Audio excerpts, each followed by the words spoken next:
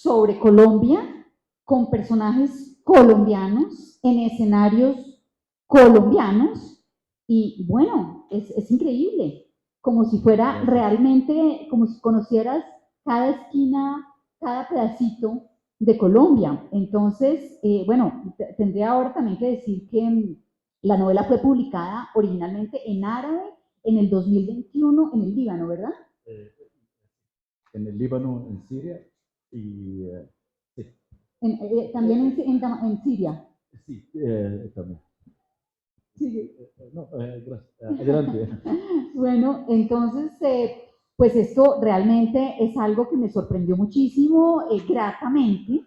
Me dio mucho gusto que alguien estuviera mirando nuestra historia, nuestros personajes, nuestro país, con esa lupa tan acertada, ¿no?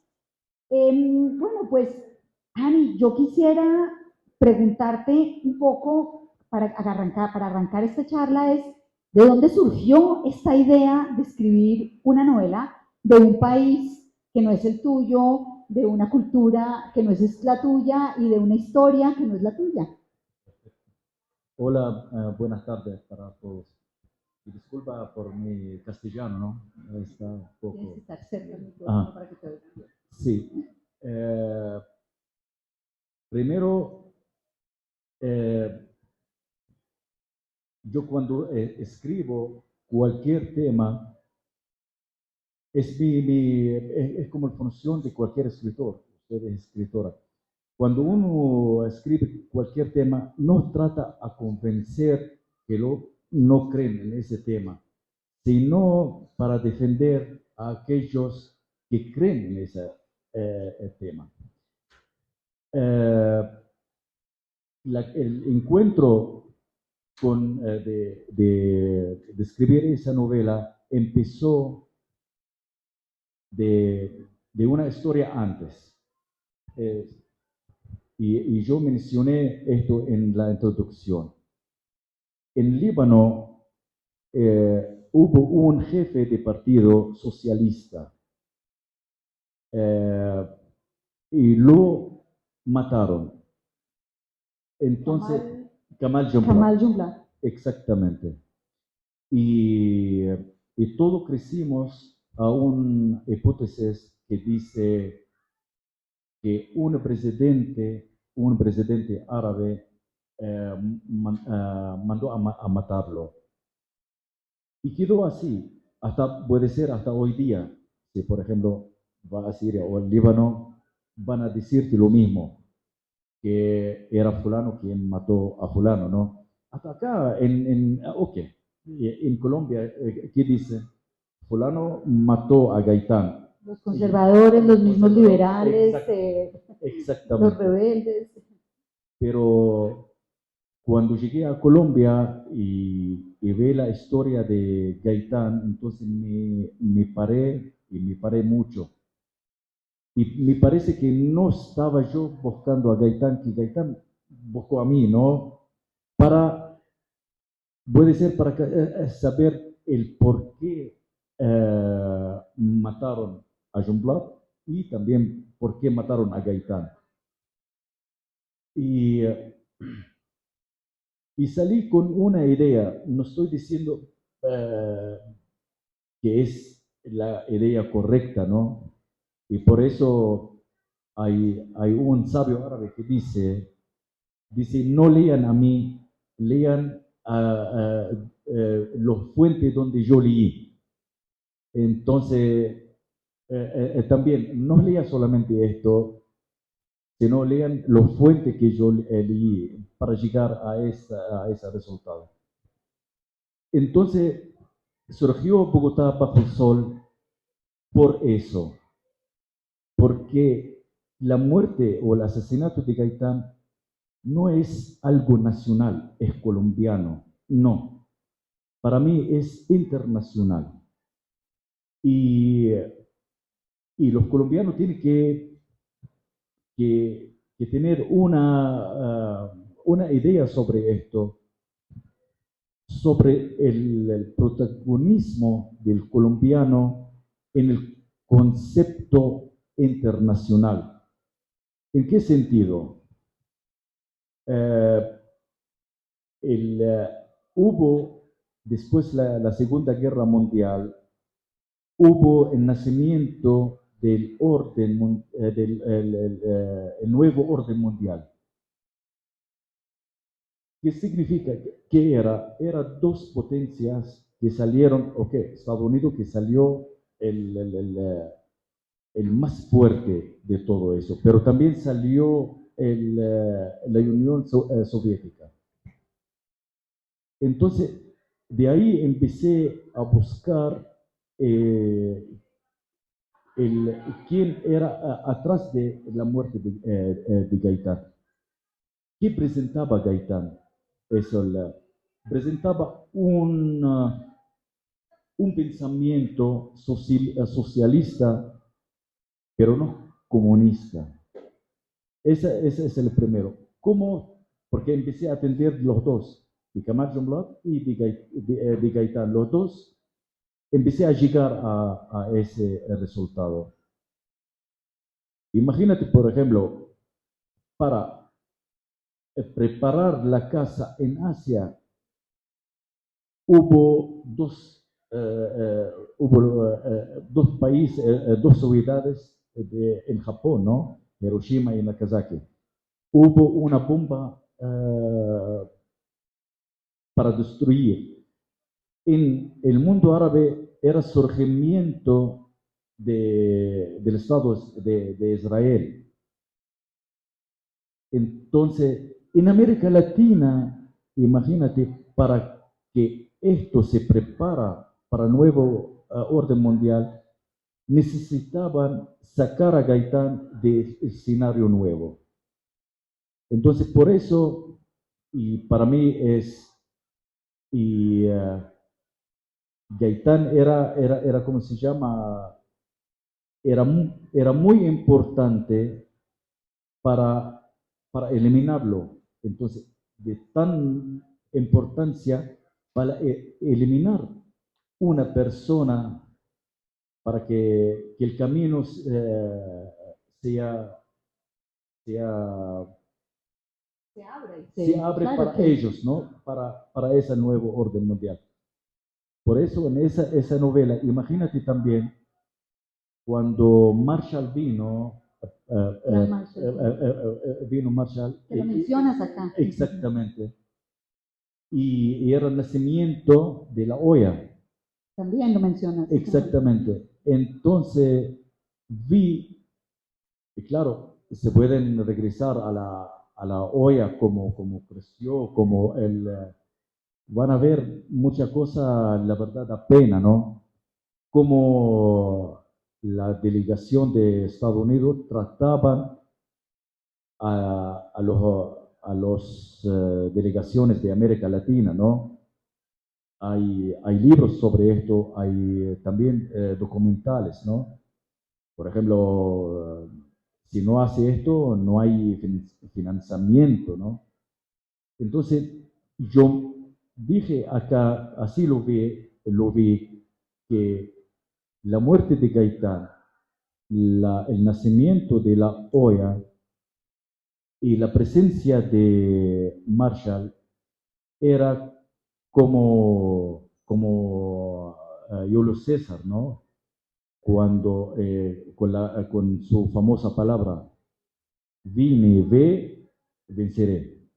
Entonces, era eso la muerte de Gaitán. Así la veo, ¿no?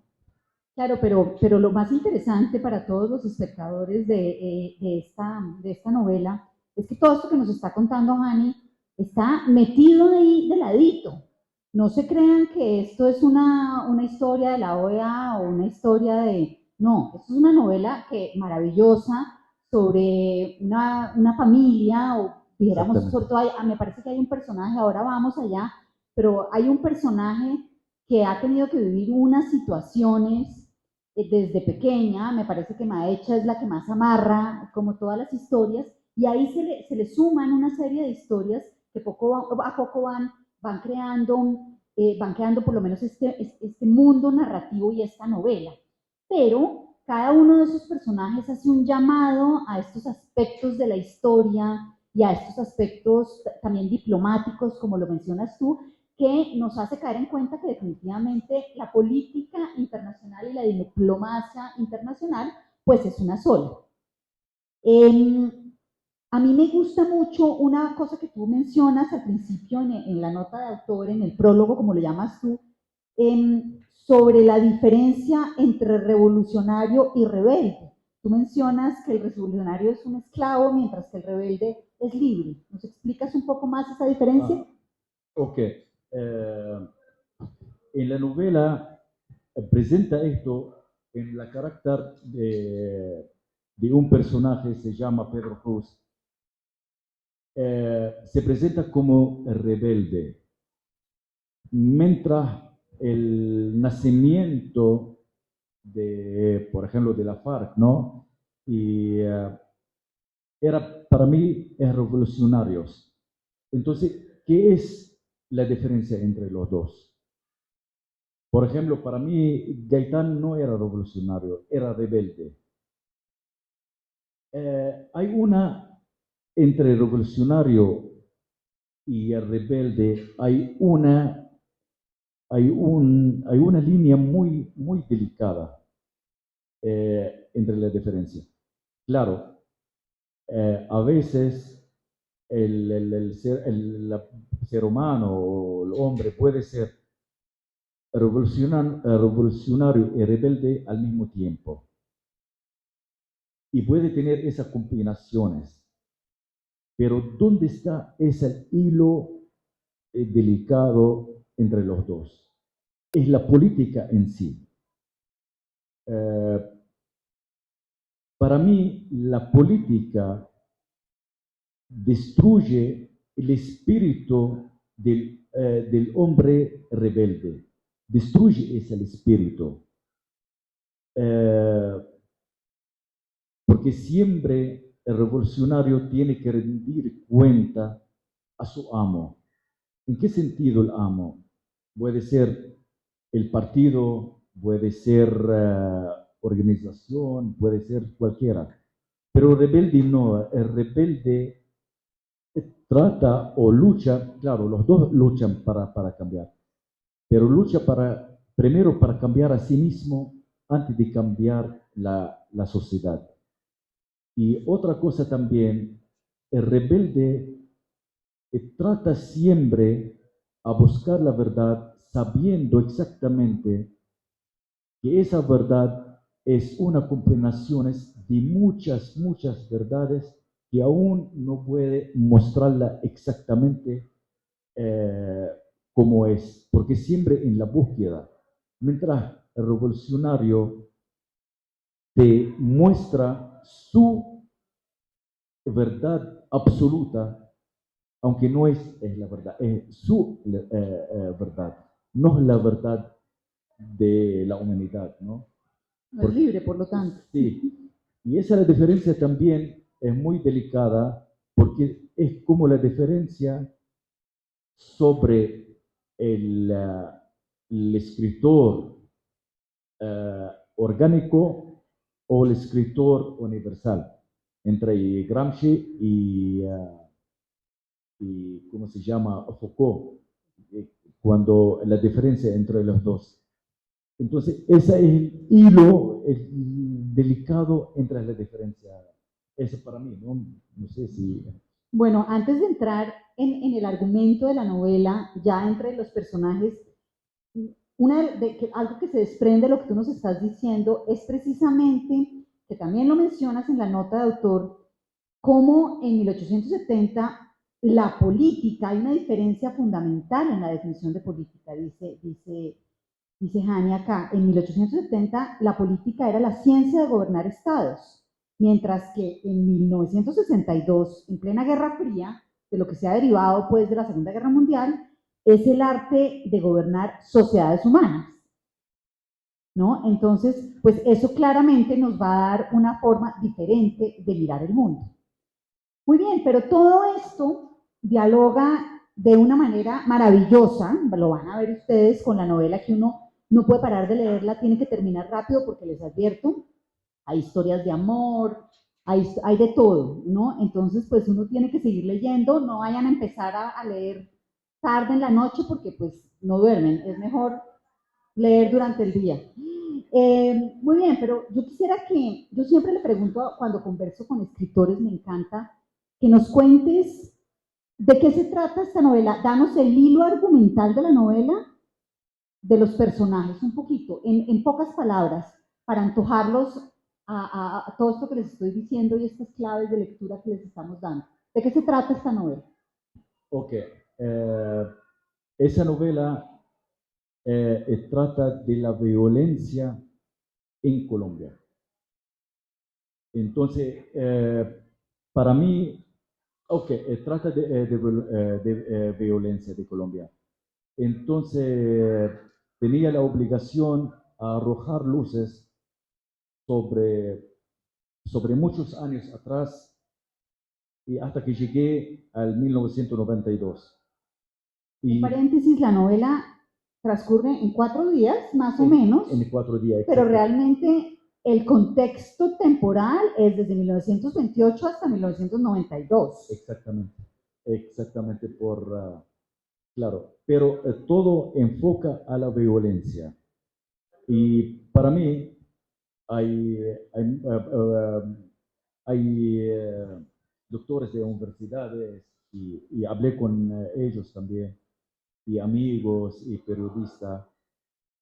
Eh, no están conmigo por la interpretación de cuándo empezó la violencia en Colombia.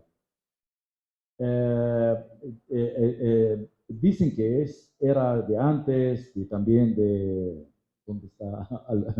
De 1930, ¿no? De 1000 días. De la guerra de los 1000 días, Mil días. desde principios del siglo. Pero para mí yo veo así que la violencia de Colombia empezó con la muerte de Gaitán, porque encaja en el escenario internacional. ¿Por qué? Porque cuando leí antes el conflicto, ok, era conversadores y liberales, ¿no? También es el conservadores y liberales. Entonces, la pelea entre ellos es pura pelea ¿cómo se llama? Para mí así lo veo, vamos así a hablar. Es la pelea de varios, entre hermanos. Los dos tenían la misma, ponen el mismo poncho, la misma ropa, la misma arma, todo eso. Pero después de Gaitán, las cosas era diferente. Antes, la violencia era la víctima, puede ser un día de conservadores, otro día liberales, como víctimas. Después, la muerte de Gaitán empezó conservadores y liberales. Claro, estamos hablando del pueblo colombiano. Todos los días son víctimas y el victimario es uno. Es la mano invisible de ese contexto, la mano invisible, uno puede verla en ese contexto de la violencia en Colombia. Por eso puede ser antes víctima un día liberal, victimario conservador, otro día victimario conservador, víctima, pero después se convirtió con la muerte de Gaitán, es siempre los dos víctimas y el victimario es uno solo. Es la mano invisible, vamos a decir. Sí. Sí, bueno, mi pregunta iba, claro, ese es el tema principal, esa es la idea principal del libro, pero el argumento El argumento pues tiene que ver, me voy a meter aquí, tú me vas corrigiendo, empieza con dos amigas, ¿no? Que se reencuentran, Estefanía y Maecha. Maecha es un personaje muy interesante, Maecha es una mujer que la empezamos a conocer, pues sobre todo al final de la novela terminamos entendiéndola, pero es una mujer que le ha tocado, tiene una mamá que pues tiene enanismo, pero además es ha tenido ha sido desplazada de la violencia precisamente, tiene que vivir esa situación de llegar a Bogotá, a unas circunstancias, a una ciudad, esa llegada a Bogotá es impresionante, como está narrada. Eh, Tiene además que lidiar, precisamente porque se convierte en enfermera, después de mucho esfuerzo, logra convertirse en enfermera y precisamente se desempeña como enfermera en los momentos de la muerte de Gaitán, ¿no? El 9 de abril. Pero además, Maecha le ha tocado vivir la vida conventual, ¿no? Que también es muy interesante, la vida de convento en los pueblos colombianos, que también hay otra mirada y que precisamente es la forma como esa lucha entre conservadores, entre liberales, ese concepto de bipartidista y ese concepto de polarización se ve reflejado en los distintos estamentos de la sociedad hasta que llega incluso al convento, incluso a la señora que vende dulces, incluso a cualquier persona de la sociedad, ¿no? Y hay otra cantidad de personajes, tenemos a Paula, que es una persona que cuida a Samuel y casualmente Samuel tiene un hijo que se llama Emiliano, que a su vez es hijo de otra mujer que se llama Sandra, que ha desaparecido en el Palacio de Justicia. Ustedes me dicen, pero esta mujer nos está saltando de 1948 a 1985. Bueno, eso precisamente es lo que hace Hani, que hace que la narración sea muy interesante. Entonces, yo quisiera preguntarte por ese aparato narratológico que utilizas, que me causa curiosidad porque después lo veo acá, dice, con una narrativa que recuerda al cine y al teatro. Ustedes van a sentir una narración muy dialógica y precisamente esos juegos temporales donde no hay una línea temporal específica y directa, sino que se salta por momentos, es lo que hace que nosotros como lectores o lectoras pues nos sintamos atrapados de seguir, porque hay veces que ya sabemos qué fue lo que pasó, ya sabemos que pues Maecha ya es una señora, ¿no? Al final y de repente la tenemos como niña. Entonces cuéntanos un poquito de cómo fue esta estructura narrativa para organizar estos fragmentos y esta narración teatral. Exactamente. Sí, yo en primera edad yo escribía el cuento corto. Entonces, tiene su regla. Por ejemplo, los cuentos cortos necesita en una página o dos páginas hacer todo que un escritor hay que hacer, ¿no? Tiro al blanco, como decía, Exactamente. Entonces, concentración del texto, concentración de la trama, concentración del personaje, hablar de palabras cortas, pero muestra un evento. Esa es la. Después empecé a escribir novela, pero quedé con esa técnica de cuentos cortos. Por eso, para mí, claro, ahora, por ejemplo, la gente van a ver la diferencia. Eh, es como se llama, no puedo, por ejemplo, escribir para mostrar que esa botella encima de la mesa, no puedo decir que acá hay una alfombra y libro, y el diálogo no lo siento yo, no es mi carácter.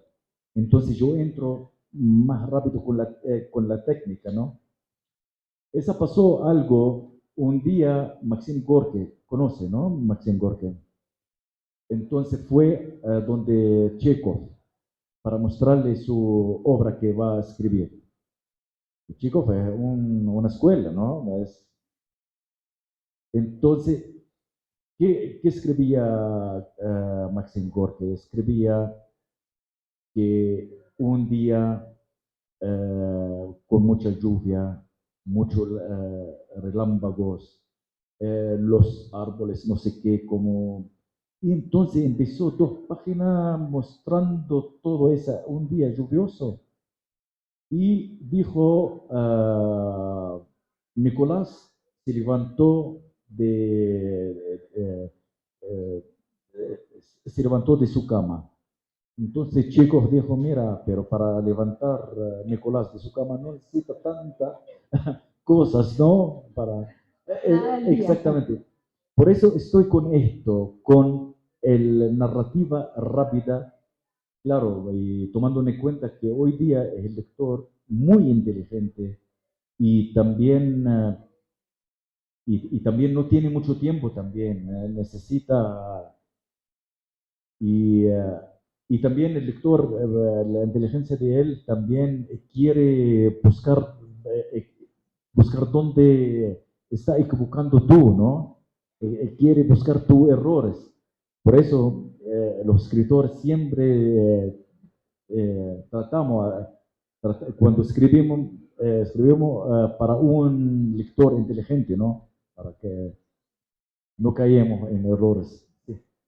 Sí, claro, sí sentimos, bueno, muy interesante porque yo no lo había pensado así desde el punto de vista como del cuento, ¿no? Realmente está armado como una novela y no lo había pensado que pudieran ser diferentes cuentos, varios cuentos. Lo que pasa es que, claro, tenemos una sola trama que es y una sola, varias vidas de varias personas, pero en una sola trama todas se van uniendo de alguna manera. Entonces sí, no había pensado eso, pero me parece muy interesante que son varios cuentos.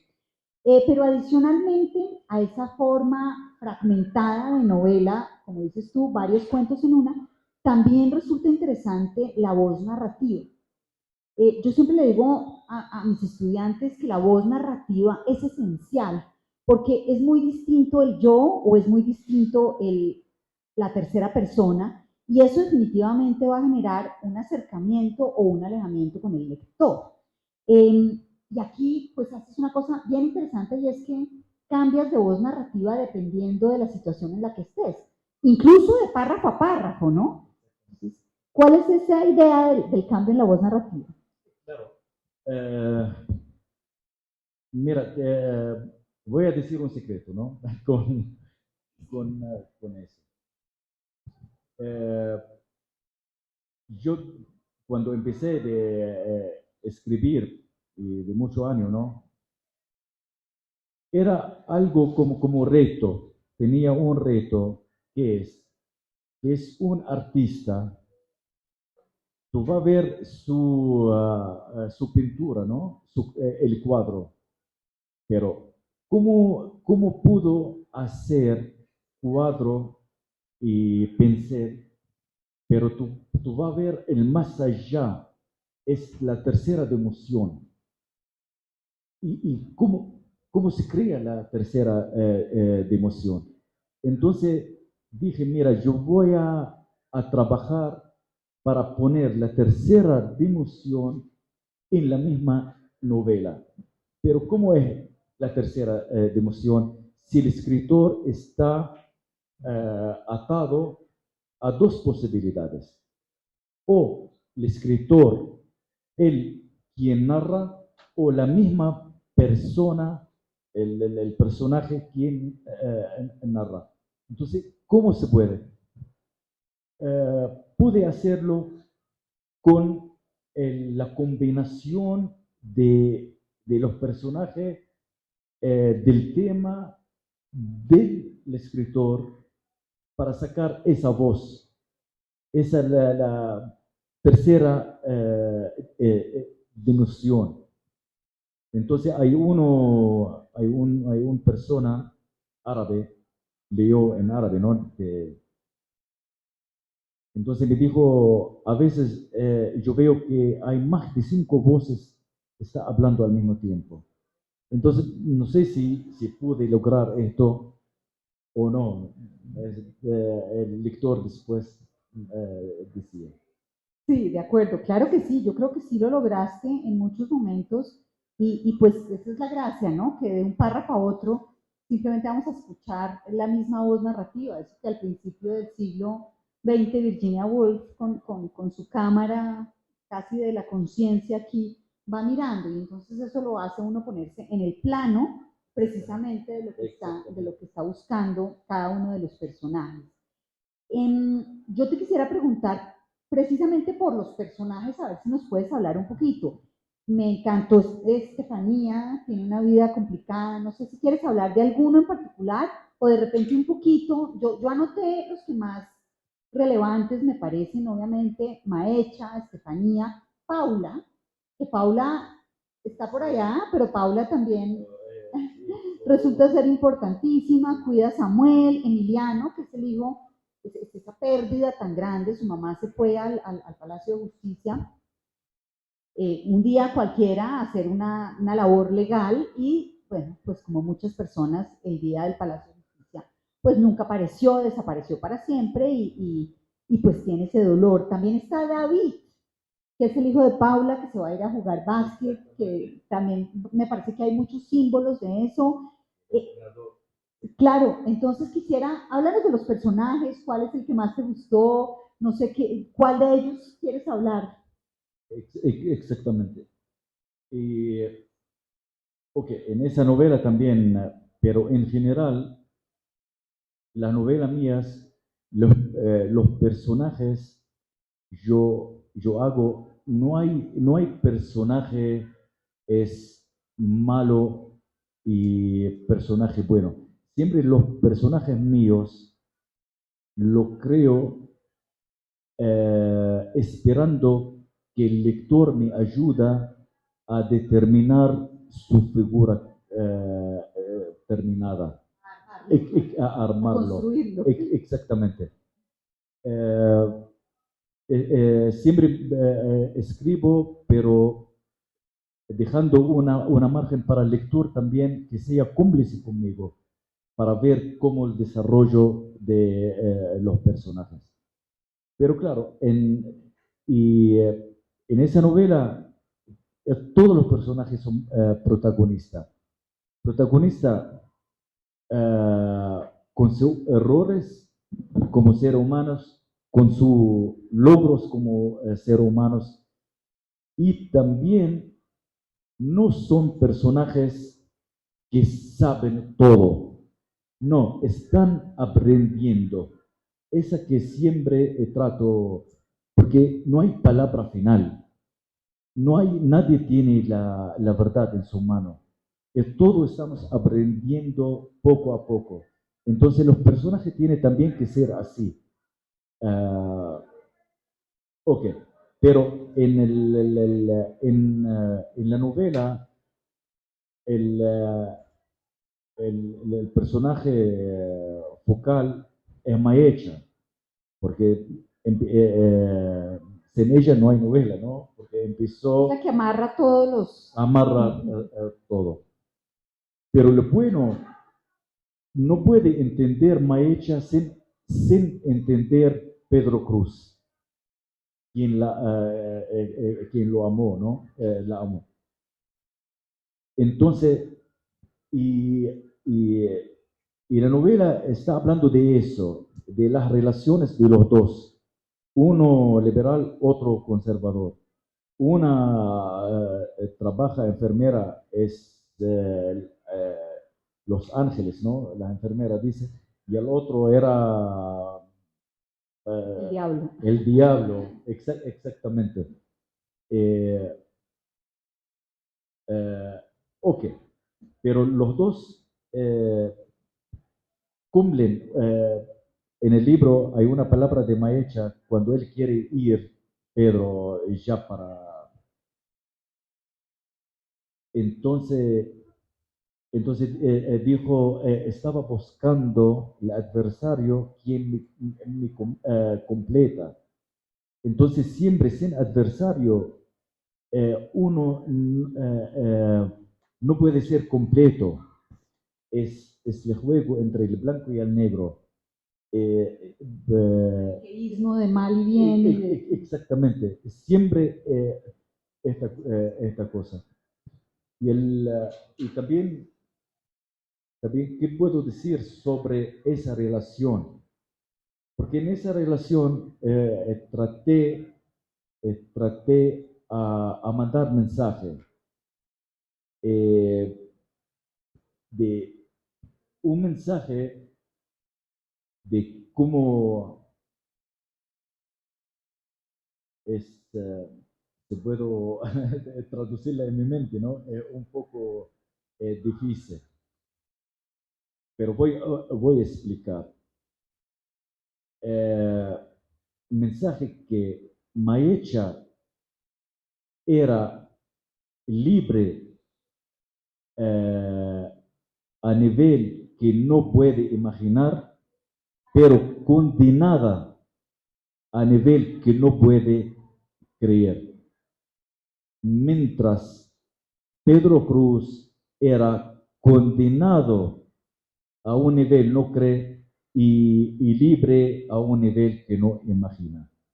¿En qué sentido esto? El sentido que todos nosotros somos libres, pero al mismo tiempo somos condenados.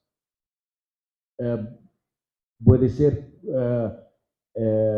condenado de juicio, condenado en trabajo, condenado de todo, condenado de pensamiento, de opiniones, y libre también es entre paréntesis, ¿no? Pero sentir libre. Entonces, de esa ecuación también quería mandar mensaje. ¿Cómo puede vivir? Puede vivir condenado y a la vez libre, o libre y a la vez condenado. Esa que quería mencionar. Buenísimo, gracias. Ay, pero voy a leer, yo lo tenía para el final, pero ahora que lo mencionas, me gustaría leer algo que yo creo que dice mucho lo que nos estás explicando, ya puro al final. Dice lo siguiente, cito, Pedro Cruz, como otros, fue parte de una relación entre la política y la violencia. El poder lo obligó a tomar el camino del conflicto. Debía elegir a quién matar por qué antes este había planeado matarlo. Cuando Pedro pasó a ser parte de la solución y reorientó su rebeldía contra el poder para defender a los pobres, como él, lo despojaron de legitimidad política y moral. No era ni culpable ni inocente.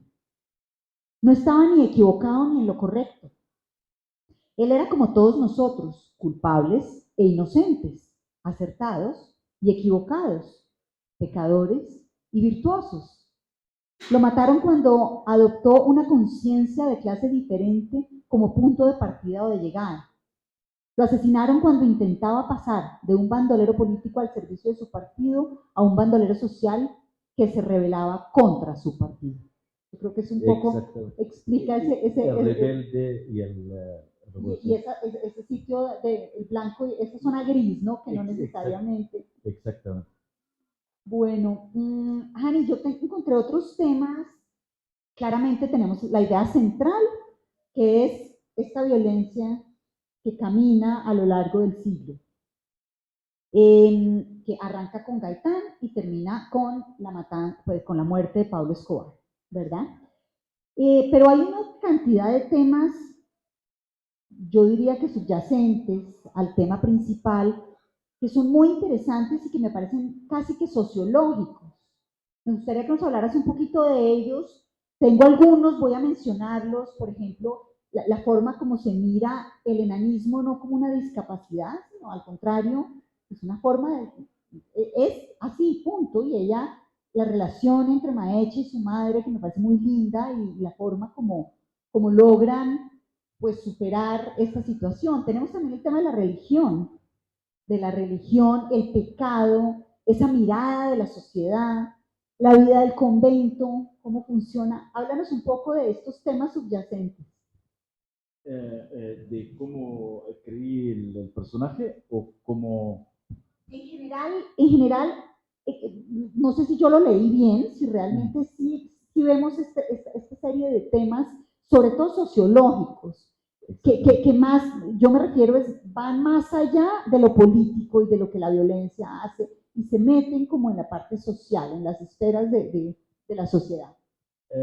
Sí, el personaje de la mamá de Maecha, yo traté a ponerla como de enana, ¿no? Eh, pero, pero esa enana a veces él es un gigante con exactamente, es el escritor a veces, ¿no? Que trata de hacer las cosas, ¿no? Entonces, o el bandolero sale, es un ángel, ¿no? Estas cosas. Y, O sea, son juegos narrativos. narrativo, exactamente. Sí. Lo mismo pasa un poco con la religión, ¿no? La Virgen, y como dice, sobre todo al principio, cuando están Maecha y Estefanía, y cuando Estefanía... Exactamente, exactamente, claro que sí. Bueno, bueno, como ven ustedes, esto es una cantidad de temas maravillosos, pero quería leer en la página 94, le había pedido a Jani que lo leyera, pero me dice que preferiblemente lo leo yo. Hasta mañana terminó.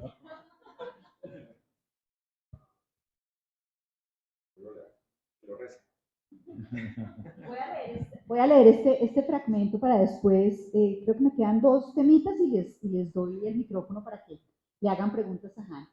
Dice lo siguiente: sentí los latidos de mi corazón acelerándose, la rigidez en mis piernas y fue incapaz de controlarme. El olor a sangre y al óxido de sus hoces me embriagaba y me mareaba, y no sé cómo menosprecié y subestimé mi vida. Mi sangre perdió el color, el sabor y el valor. Estaba demasiado débil para resistir y demasiado fuerte para seguir con vida. Así que cerré los ojos y me puse a gritar de pánico y terror. Sus antorchas de fuego, que reflejaban de lleno su luz en mi cuerpo pegado al suelo, se acercaron y sentí como si sus hoces oscilaran sobre mi cuello. De repente, sentí una fuerte presión en mi cintura, como si una serpiente amazónica estuviese apretando mi cuerpo con sus músculos y me agitara a diestra y siniestra en el aire como un péndulo alocado. Abrí los ojos con prudencia y miedo y me encontré sobre un caballo blanco, con el brazo de un hombre alrededor de mi cintura. Al elevar más alto mi cabeza, lo volví a ver, con su mismo sombrero de hoja de caña de azúcar, tapándole media cara. Su brazo rodeaba mi cintura, sereno y estable, y guiaba a su caballo blanco entre las viviendas en llamas y bajo la luz de una luna que chorreaba sangre y promesas. Muy lindo, ¿no? Es el encuentro de Pedro Cruz con Maecha. Con Maecha, ¿no? Es una de las momentos, pero es curioso porque es un encuentro de un amor que es muy bonito, realmente, pero a la vez pues nos narra, nos resume la situación y las angustias de la violencia. Hubo antecedente, ¿no? Para que no sorpresa. ¿Cómo así? Para que la gente vea que no es así antecedente como conoció a Pedro. Sí, sí. Sí, perfecto. Bueno, pues son tantas las cosas que yo creo que nos podríamos quedar acá montones de tiempo. Yo quisiera pasarle el micrófono a alguno de ustedes, si alguien quiere preguntarle algo a Jani. ¿Quién se atreve? Dale.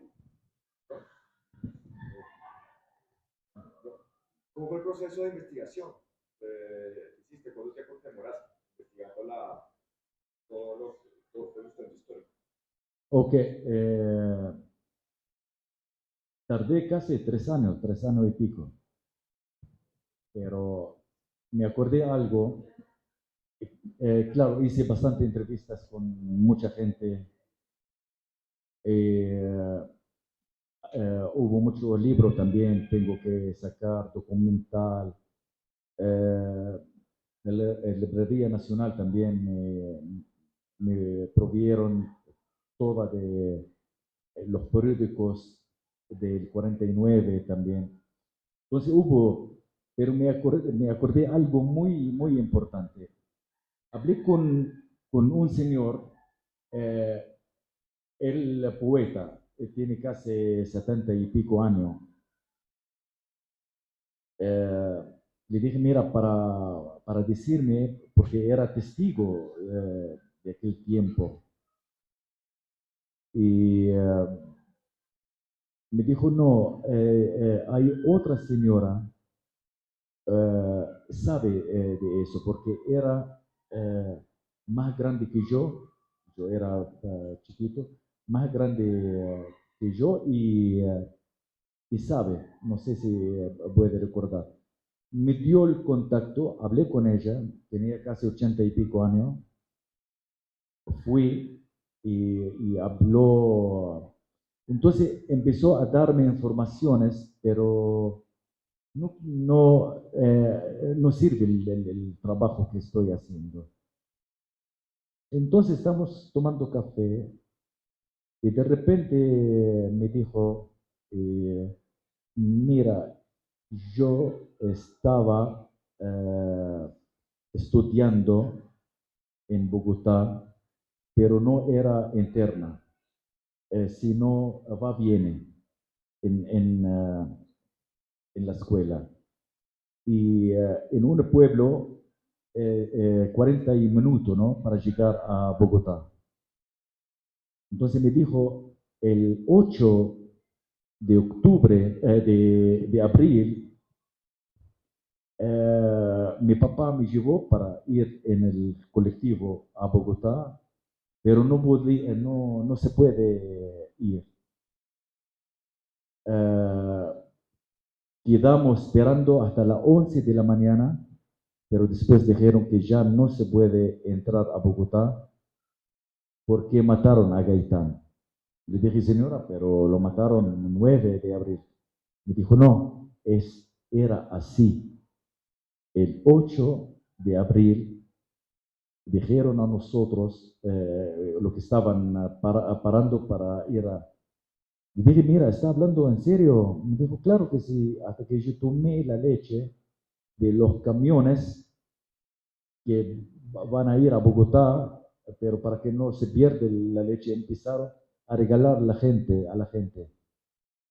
Y cuando regresé y leí más sobre esto, sí, la verdad, a Gaitán anunciaron la muerte de él en el interior el 8 de abril. Sí, también está en una escena en que Maecha regresa a la Ex- casa. Por eso, exactamente, que ella quería saber que mató a Gaitán dos veces, ¿no? El 8 y el 9. Sí, sí, sí, a mí también me costó trabajo, pero después me acordé que hay Sí, varias historias sí. sobre eso. ¿Alguna otra pregunta? Una última que yo quería saber sobre la traducción, porque es que hay unos dichos que no sé cómo, que me parece que son muy bogotanos y son interesantes y son una especie de metáforas. Alguien, ya te doy la palabra, por ejemplo, el pan está duro, el pan duro requiere dientes afilados y cosas así. Exactamente, No sé sí. cómo es Es, en árabe esa traducción. Así como todo que decimos, ¿no? El dicho, ¿no? No hay pan duro al pobre, ¿no? Exactamente, sí. Ya. Información del joven Castro que estaba en una cumbre en Bogotá, más o menos qué es lo que querías relacionar con el evento de Castro estuviera en ese momento en Bogotá. Sí, y la novela es novela, pero habla de historias, ¿no? Pero también hay que saber cómo determina la historia y quién habla de esa historia. Eh, Todos los libros hablan de Castro, hablan de la presencia de Castro.